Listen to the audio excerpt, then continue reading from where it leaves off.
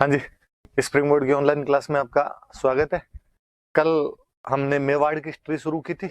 मैं आज थोड़ा सा रिवीजन करवा देता हूँ आपको उसका कि कल क्या क्या पढ़ा था। फिर आज अपने नए वाला टॉपिक पढ़ लेंगे, आगे अपने टॉपिक पढ़ लेंगे। तो जैसे कल क्या पढ़ा था हमने, तो कल अपन ने गुहिल वंश के बारे में पढ़ा था, गुहिल डायनेस्टी के बारे में पढ़ा था।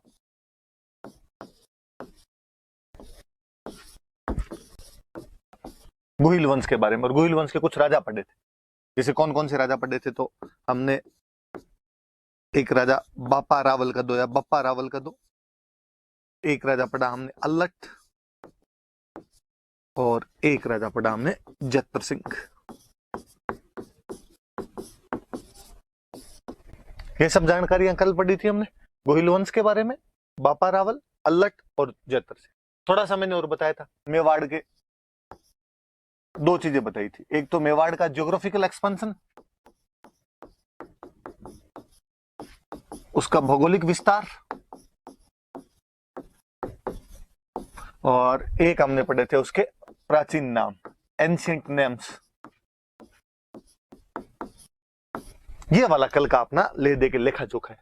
सीधा सा ऊपर से आ जाओ अपने। सबसे पहले लिखा हुआ कि मेवाड़ का जियोग्राफिकल एक्सपेंशन, कि उसका भौगोलिक विस्तार कहां कहां था। मैंने आपको मैप के माध्यम से बाकायदा बताया था कि अपने उदयपुर, चित्तौड़गढ़, राजसमंद, भीलवाड़ा और प्रतापगढ़ वाला जो कुछ पोर्शन है, इनको अपने मिलाएंगे तो वो अपना आज का क्या बन जाएगा, मेवाड़ बन जाएगा। फिर तो भौगोलिक विस्तार बताया था। फिर हमने उसके एंशिएंट नेम्स पढ़े थे कि उसके प्राचीन काल में उसको क्या बोलते थे। मैंने 3 नाम बताए थे आपको, कि इसको मेदपाट कहते थे, इसको प्रागवाट कहते थे, और इसको सिवी जनपद बोलते थे।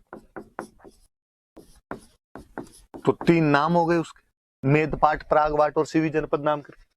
फिर हमने गुहिल डायनेस्टी के बारे में पढ़ा कि गुहिल डायनेस्टी क्या थी क्या नहीं थी, गुहिल कौन था कौन नहीं था, इसके बारे में कई जानकारियां पढ़ी। तो हमने इसके बारे में एक जानकारी पढ़ी थी कि गुहिल के लिए कहा जाता है कि वो गुजरात में एक जगह पड़ती है वल्लभी, वहां के कोई राजा थे शिलादित्य, उनका बेटा था, और मम्मी का नाम था पुष्पावती। फिर हमने इसके बारे में और पढ़ा था कि चूंकि गुफा के अंदर जन्म हुआ था, ऐसी कहानियां हैं, गुफा में जन्म हुआ, गुफा को गुहा बोलते हैं, केव केव के अंदर जन्म हुआ, उसको गुहा बोलते हैं, तो गुहा से गुहिल बन गया था इसका नाम। और हमने ये भी पढ़ा कि इसका जो टाइम पीरियड रहा होगा वो 566 ईस्वी के आसपास में रहा होगा। मैंने आपको यह भी बताया था कि अपने कैसे पता चलता है कि 566 के आसपास में रहा होगा। मैंने एक अभिलेख की बातें बताई थी आपको कि सामोली अभिलेख, इसके बारे में मैंने बताया था कब का है, कि ये वास्तव में अभिलेख तो है 646 एडी का, और ये वास्तव में कोई शिलादित्य नाम करके यहाँ पे राजा हुआ था, उसका अभिलेख है। कई बातें बताई थी मैंने आपको कि इसके अंदर लिखा हुआ है कि शिलादित्य जो है वो गुहिल का 5वां वंशज है, कि पहले गुहिल हुआ था, फिर भोज हुआ था, फिर आपके नाग हुआ था, महेंद्र हुआ था, नाग हुआ था, और उनके बाद में आपके शिलादित्य हुआ था। तो उसका 5वां वंशज है, और 20-20 साल का टाइम मानते हैं, तो वो टाइम जाके आपका 566 एडी होता है। इससे पता चलता है कि गुहिल वंश उस टाइम शुरू हुआ होगा। फिर सामोली अभिलेख के बारे में हालांकि मैंने और बताया था कि अभिलेख कुछ अलग जानकारियां भी देता है। अभिलेख कहता है कि यहाँ पर एक कोई जयंतक महतर नाम का बंदा था, और उसने एक माता जी का मंदिर बनवाया था, अरण्यवासिनी माता जी का मंदिर, जिनको आजकल अपने बोलते हैं जावर माता। और फिर मैंने और बताया उसमें कि यहाँ 18 प्रकार के आपके गायक रहा करते थे, खूब सारे धनी लोग रहा करते थे। और जब अंत समय आया तो जयतक ने एक जगह पड़ती थी देवबुक, और उस देवबुक नाम के स्थान पर अग्नि के अंदर प्रवेश कर लिया था, फायर बाथ कर लिया था, एक तरीके से अग्नि में प्रवेश कर लेता है, अपने जीवन को समाप्त कर लेता है। गुहिल के बारे में हमने ये भी पढ़ा था कि ये सूर्यवंशी थे। हिंदू वाला तो है ही कि भाई सूर्यवंशी हिंदू थे, तो गुहिल के बारे में जानकारियां पढ़ी। फिर हमने पढ़ा कि इनका पहला कोई बड़ा राजा हुआ था, तो वो बड़ा राजा हुआ था बापा रावल। बापा रावल के बारे में हमने क्या क्या पढ़ा, तो इसकी बातें कर लेते हैं अपने।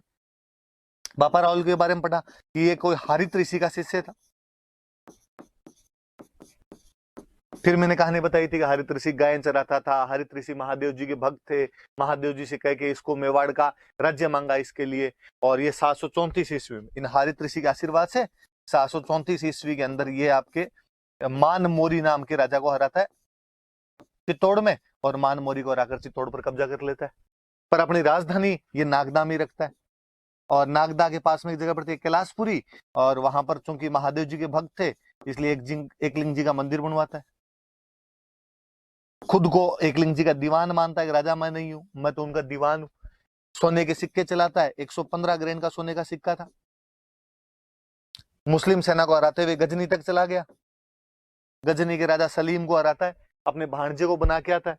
हमने और पढ़ा कि एक इतिहासकार हुए CV वैद्य, हिस्टोरियन में चिंतामणि विनायक वैद्य, और वो इसकी तुलना एक फ्रेंच कमांडर से करते हैं, और उस फ्रेंच कमांडर का नाम है चार्ल्स मार्टेल। पाकिस्तान जा रहा था तो अफगानिस्तान जा रहा था, बीच में पाकिस्तान के एक शहर में रुका, उसका नाम पड़ गया, हमने कहा उसका नाम है रावलपिंडी। फिर हमने इसकी उपाधियां पढ़ी थी, कुछ हमने उपाधियां पढ़ी थी कि बापा रावल क्या क्या उपाधियां है। तो ये चूंकि हिंदुओं के लिए अंधकार दूर करने वाला है इसलिए इसको कह दिया भाई हिंदू सूर्य। राजाओं को एक तरीके से एग्जाम्पल सेट कर रहा था, तो राजगुरु। चारों दिशाएं जीत ली तो हमने इसको कह दिया चकवे। हमने बापा रावल के बारे में खूब सारी बातें पढ़ी थी। फिर हमने एक राजा पढ़ा अल्लट। अल्लट के बारे में सीधी सीधी बातें तो ये है कि इसने एक दूसरी राजधानी बनाई थी आहड़। पहले नागदा थी, आहड़ को एक सब सेंटर के रूप में स्थापित किया। हमने पढ़ा कि आहड़ के अंदर इसने विष्णु भगवान का एक मंदिर बनवाया था वरा। आहड़ के अंदर इसने अपनी नौकरशाही की स्थापना की थी, ब्यूरोक्रेसी की स्थापना की थी।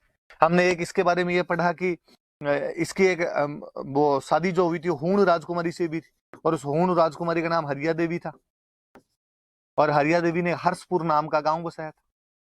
अब ये मैंने बताया था कि आहड़ राजधानी है, वराह का मंदिर है वहां पे, और नौकरशाही की स्थापना की। ये जानकारी कहां से मिलती है? तो हमने कहा ये जानकारी तो सारणेश्वर प्रशस्ति से मिलती है। हूण राजकुमारी हरिया देवी से शादी की थी, ये जानकारी कहां से मिलती है? हमने कहा ये आठपुर अभिलेख से मिलती है। सीधी सीधी याद रखने वाली बात। फिर एक राजा आपका देख लो जैतर सिंह। जैतर सिंह के बारे में पढ़ा था। जैतर सिंह के बारे में क्या पढ़ा हमने? तो जैतर सिंह के बारे में युद्ध पढ़ा था बूताला, मैंने बताया था 1227 में हुआ था। इल्तुतमिश दिल्ली का सुल्तान था, उसके साथ हुआ था। हालांकि जैतर सिंह जीत गया था, पर जब इल्तुतमिश की सेनाएं लौट रही थी तो उन्होंने नागदा को लूट लिया था, और नागदा को लूट के उसको तहस नहस कर दिया। इसलिए नई राजधानी बनाने की जरूरत पड़ी, तो नई राजधानी इन्होंने जाके बाद में चित्तौड़ बनाई। परमारों से छीन के चित्तौड़ को राजधानी बनाई थी। इतिहासकार हुए अपने दशरथ शर्मा, उन्होंने कहा इसका जो टाइम है वो मिडिवल मेवाड़ का गोल्डन एरा है। इतिहासकार हुए अपने ओझा जी, और उन्होंने कहा कि दिल्ली में जो गुलाम वंश था उसके जितने भी सुल्तान थे गुलाम डायनेस्टी के, उनके यदि कंटेम्प्रेरी कोई हुआ था तो वो अपना जैतर सिंह हुआ था, और इसकी तारीफें उन विरोधियों ने भी की। मैंने कहा था इस युद्ध की जानकारी एक बुक में मिलती है, बुक का हमने नाम पढ़ा था हमीर मद मर्दन। मैंने कहा था यहाँ पे हमीर का मतलब है इल्तुतमिश, तो इल्तुतमिश की घमंड को तोड़ दिया। बुक किसने लिखी? मैंने बताया था जय सिंह सूरी ने। जय सिंह सूरी कौन था? हमने फिर पढ़ा था कि गुजरात में कोई एक जगह पड़ती है धोलका, और वहां पे सोलंकियों की एक ब्रांच थी बघेल, और बघेलों का एक राजा था वीर धवल। वीर धवल के दो मंत्री थे, एक का नाम था वस्तुपाल, एक का नाम था तेजपाल, और ये उनका आदमी था जय सिंह सूरी। और उसने एक किताब लिखी और उसमें वीर धवल की तारीफ है कि साहब वीर धवल गया और ऐसे ऐसे जाके इल्तुतमिश को उस युद्ध के अंदर हरा के आया था। हालांकि बातें ऐसी नहीं है, जैतर सिंह ने उसको हराया था, अन्य कई अभिलेखों से इसकी पुष्टि भी हो जाती है। तो कल इतनी सारी बातें हमने पढ़ी थी। आज हम आगे वाले राजा लेंगे, आगे वाली जानकारियां पढ़ेंगे, क्या चीजें हैं क्या नहीं। ये वाला आप रिवीजन वापस कर लेना, मैंने करवा दिया, आप भी पढ़ लेना।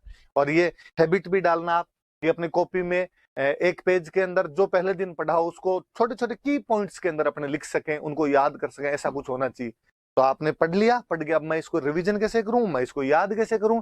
तो कॉपी का एक पन्ना लिया, उसमें खाली की पॉइंट्स लिखे। जैसे मैंने तो की पॉइंट्स लिखे खाली कि बापा रावल के बारे में, हरित ऋषि। अब शिष्य था ये नहीं लिखना, अपने को पता है शिष्य था, हरित ऋषि है। आगे सीधा 734 मान मोरी चित्तौड़ लिख लिया। आगे नागदा कैलाशपुरी एकलिंग जी दीवान लिख लिया। आपकी याद रह जाएगी सारी बातें अपने आप में।